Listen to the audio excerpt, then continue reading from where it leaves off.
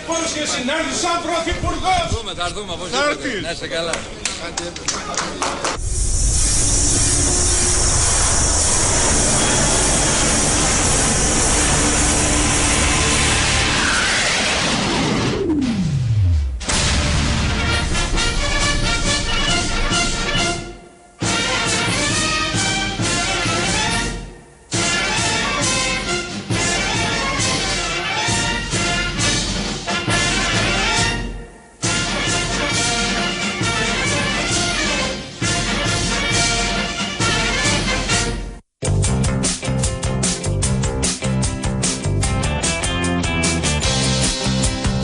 Για άλλη μία φορά θα επαναλάβω, δέσμοι 41 μέτρων, ήδη τα 13 λειτουργούν, έπονται κι άλλα, θα κάνουμε υπομονή,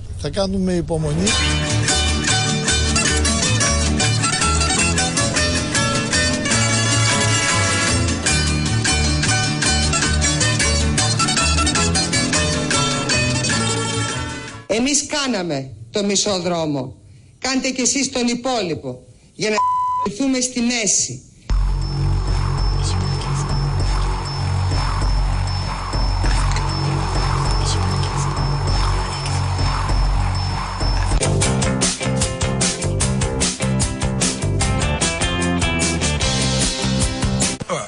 Πάμε τώρα στους μεγάλους αριθμούς, στα πολλά θέματα. Η Ελλάδα είναι καλή χώρα σε αυτές τις περιπτώσεις.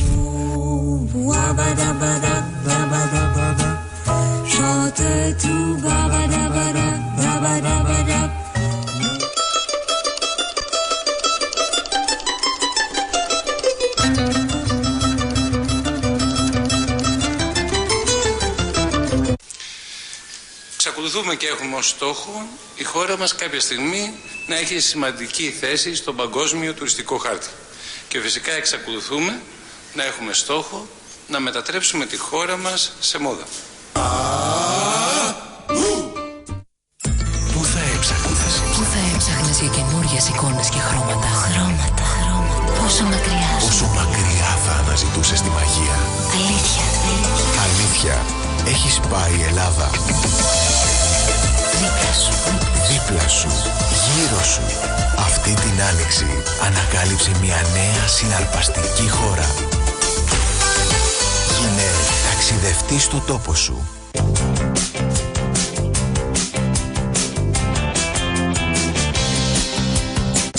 Έτοιμη να το φάω είμαι. Έτοιμη να το φάω είμαι. Τι είναι αυτό? Μάγδα, δείξε και εσύ. Θέλω να μου πείτε και εμένα, τι είναι αυτό? Ναι, την Έρικα που είχαμε πει, Μάγδα. Κοιτάξτε εγώ.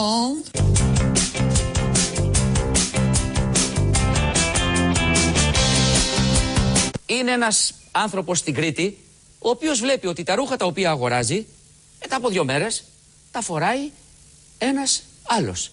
Και λέει, ρε παιδιά, εγώ πήρα το μπουφάν. Πήρα το μπουφάν και σε 2 μέρες το έχασα και το φοράει ο Παναγιώτης. Το φοράει ο Βερίκιος. Τι συμβαίνει? Αγόραζε κι άλλο ωραίο πουλόβερ τώρα, χειμώνας κλπ.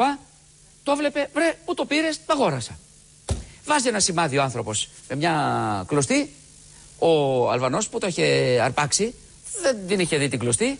Το κοιτάζει αυτός και λέει, αυτός είναι.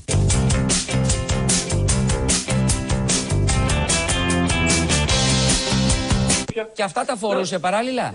Όχι, δεν τα φορούσε μπροστά μου, όχι. Α, γιατί λένε ότι τον είδες εσύ να φοράει δικά σου ρούχα και λες, αμάν, τώρα τι έγινε? Όχι.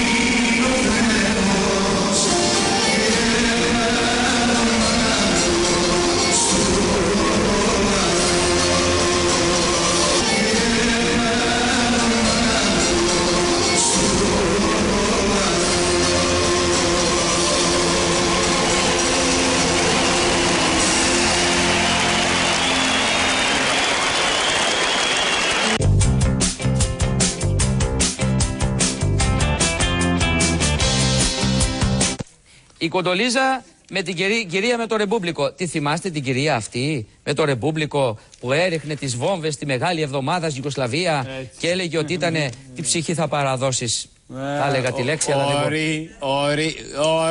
Η κυρία με το κοίταξε την εδώ. Έτσι. Η κυρία με το ρεμπούμπλικο έβαζε τις βόμβες στη Ιουγκοσλαβία και έλεγε ρίχνουμε ανθρωπιστικές βόμβες.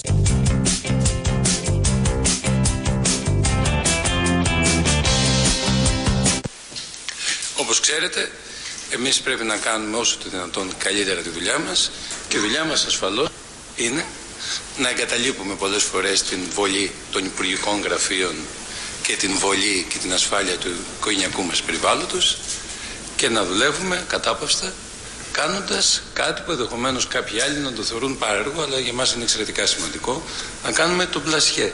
Να κάνουμε τον πλασιέ.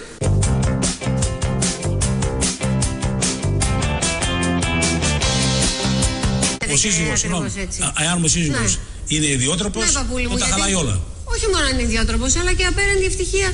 Δεν ξέρω εάν είναι, ας πούμε, αυτό το κάθε μέρα, κάθε μέρα. Ευτυχία είναι να το κάνεις όταν είσαι ξεκούραστος, αλλά το κάθε μέρα. Αφού και κάθε μέρα πεινάμε. Εσείς κάθε μέρα το κάνετε? Κάθε μέρα, σε όλη τη ζωή και αισθάνομαι θαυμάσια.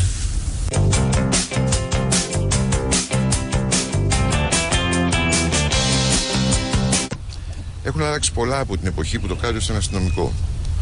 Ο αστυνομικός δεν είναι για να περιορίζει τα δικαιώματα του ανθρώπου. Είναι για να είναι δίπλα στον άνθρωπο, δίπλα στην κοινωνία, ιδίως στους ανθρώπους εκείνους που έχουν περισσότερο ανάγκη.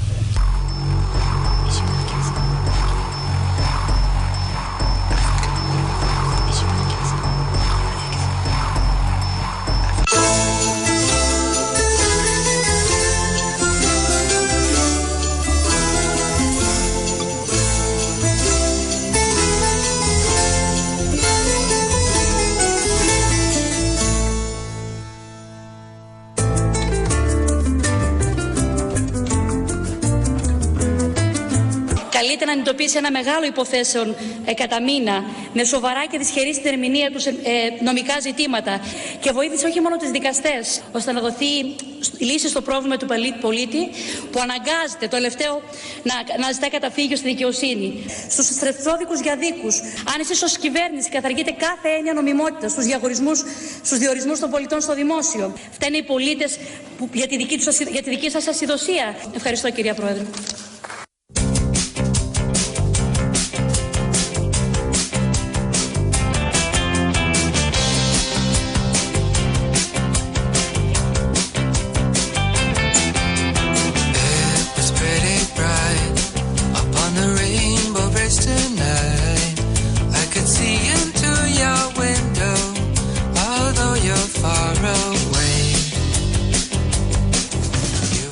Σας ενημερώνω λοιπόν ότι έρχεται το Πάσχα.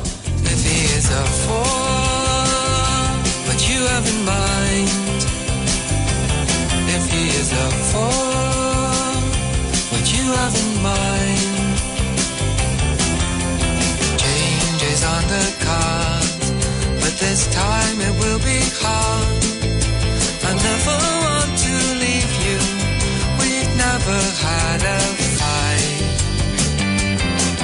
You should never split a pool.